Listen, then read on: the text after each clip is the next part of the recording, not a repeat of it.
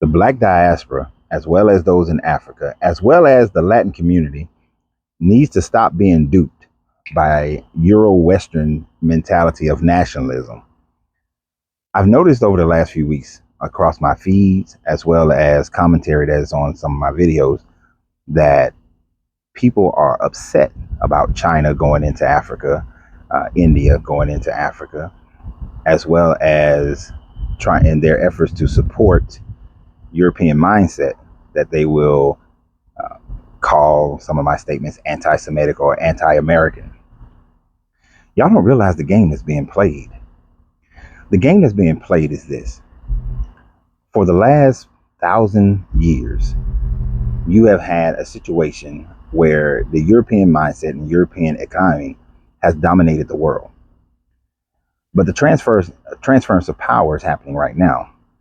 And the European mindset is to keep the people of color down, the countries of color down.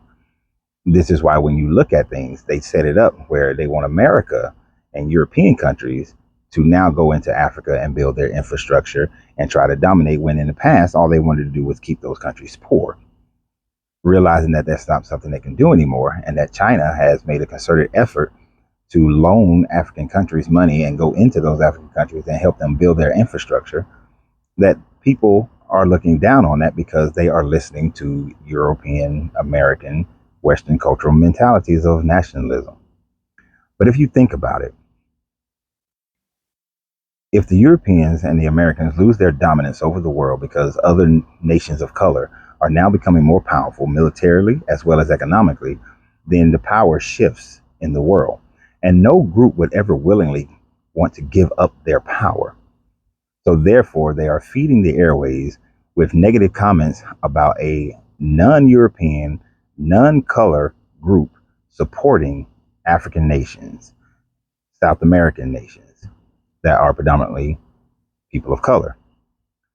They're going to do this because they want you on their side, and they want to divide you to their side so that we don't take the opportunities for ourselves to go in and help to build these infrastructures, build the economics, build the military of these non-European, non-American nationalist countries.